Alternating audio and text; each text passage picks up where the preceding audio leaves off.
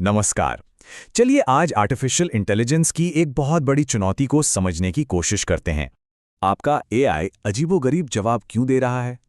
देखिए, ज्यादातर लोग सोचते हैं कि ये मॉडल की गलती है, पर असल प्रॉब्लम है वो डाइट जो हम उसे खिला रहे हैं। मतलब वो सारा केओटिक, अनफिल्टर्ड डेटा जो वो इंटरनेट से उठा रहा है। तो चलिए इस मुद्दे की तह तक चलते हैं। इस प्रॉब्लम को हम कह सकते हैं डेटा का एस्टेरॉयड फील्ड। ये नाम बिल्कुल सही बैठता है, क्योंकि वेब पर डेटा उतना ही बिखरा हुआ, अनस्ट्रक्चर्ड और कभी-कभी तो गुमराह करने वाला होता है। अब देखें, ये जो लार्ज लैंग्वेज मॉडल्स यानी एलएलएम्स हैं, ये होते तो बहुत पावरफुल हैं, लेकिन उन्हें ट्रेन किया जाता है सीधे साधे टेक्स्ट पर, ना कि उस कॉम्प्लिकेटेड एचटीएमएल कोड पर जिससे वेबसाइट्स बनती हैं। और बस यहीं पर वो कंफ्यूज हो जाते हैं और गलतियां कर बैठते हैं। तो मतलब साफ है, आप एआई को सीधे इंटरनेट के समंदर में नहीं फेंक सकते। ये तो ऐसा हो गया जैसे किसी को किताब पढ़ने को कहा जाए और वो कागज़ी खाने लगे। हमें एक तरीका चाहिए, एक प्रोसेस जो इस केओस को उस भाषा में बदले जिसे एआई समझता है। पर ये डेटा निकालना उतना आसान भी नहीं है। क्यों? क्योंकि वेब भी चुप नहीं बैठता।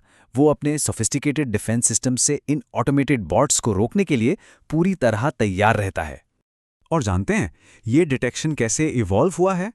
पहले तो ये सिर्फ बेसिक चीज़ें चेक करता था, जैसे आईपी रेपुटेशन। फिर आया एक्टिव फेज, जहां जावास्क्रिप्ट चलाकर ब्राउज़र की फिंगरप्रिंटिंग की जाने लगी। और अब तो स्टैटिस्टिकल एनालिसिस का ज़माना है। ये ऐसे यूज़र प्रोफाइल्स को पकड़ता है जो नॉर्मल ह्यूमन बिहेवियर से बिल्कुल मेल नहीं खाते। और यहीं पर आज का डिटेक्शन सिस्टम काम करता है। एक बॉट किसी एक छोटी मोटी गलती से नहीं पकड़ा जाता। वो पकड़ा जाता है क्योंकि उसकी पूरी डिजिटल पहचान, मतलब उसका फ्रैंकेनस्टाइनियन प्रोफाइल, एक साथ जुड़ता ही नहीं। मतलब एक आईफोन जिसमें इंटेल जीपीयू लगा हो, ये तो इम्पॉसिबल है, राइट? और बस यही इनकंसिस्टेंसी उसे पकड़वा देती।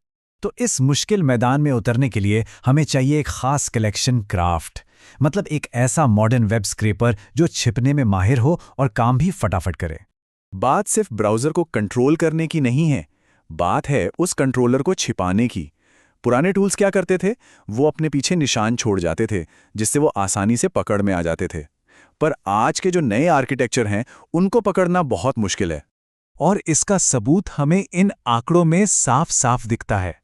आप देखिए, प्लेराइट जैसे मॉडर्न टूल्स सिलेनियम के मुकाबले कितने ज्यादा तेज और एफिशिएंट हैं। वजह सीधी सी है, प्लेराइट सीधे ब्राउज़र से बात करता है, जबकि सिलेनियम एक बिचौलिए, एक इंटरमीडिएरी लेयर का इस्तेमाल करता है। और जो सबसे एडवांस टूल्स हैं, वो तो एक कदम और आगे हैं।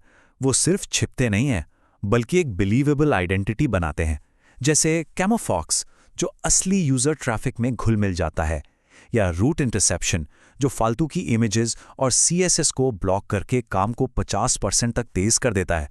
और पाइडेंटिक ये पक्का करता है कि अंदर सिर्फ साफ डेटा ही जाए। तो ठीक है, हमने डेटा कलेक्ट कर लिया, अब आगे क्या? अब हमें इस कच्चे माल को एक हाई ग्रेड फ्यूल में बदलना होगा, ऐसा फ्यूल जिसे एआई इस्तेमाल कर सके। और यहीं पे आती है आरएजी डेटा पाइपलाइन। आप इसे एक फैक्ट्री असेंबली लाइन की तरह सोच सकते हैं। पहले स्क्रैपर से मेसी एचटीएमएल आता है, फिर उसे साफ सुथरे मार्कडाउन में बदला जाता है। इसके बाद उस टेक्स्ट को छोटे छोटे लॉजिकल टुकड़ों में काटा जाता है, जिसे चंकिंग कहते हैं। और आखिर में इन टुकड़ों को नंबर्स में बदला जाता है, जिन्हें हम वेक्टर्स कहते हैं। ये जो आरएजी यानी रिट्रीवल ऑगमेंटेड जनरेशन है ना, ये गेम चेंजर है। ये हमें पहले से ट्रेन किए हुए एलएलएम को external up to date knowledge base से जोड़ने देता है। इसका मतलब हमें पूरे मॉडल को रीट्रेन करने के भारी खर्चे के बिना ज्यादा एक्यूरेट और कॉन्टेक्स्ट अवेयर जवाब मिलते हैं।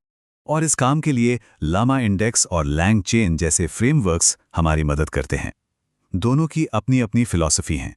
लामा इंडेक्स सिंपल और डायरेक्ट सेटअप्स के लिए बेहतर है, जबकि लैंग चेन ज्यादा कॉम्प्लेक्स और कस्टम एप्लीकेशंस के लिए फ्लेक्सिबिलिटी देता है।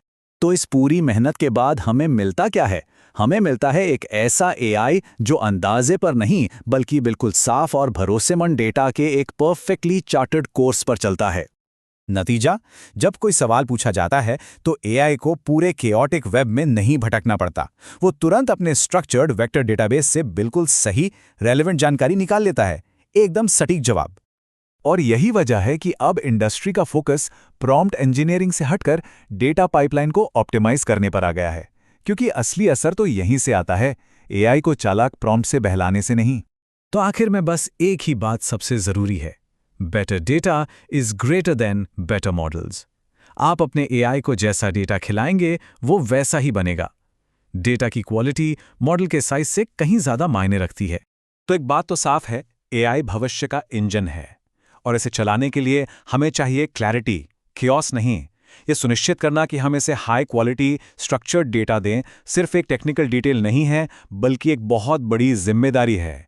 अगर आपको ये जानकारी काम की लगी तो इस वीडियो को शेयर करें और लाइक करना ना भूलें।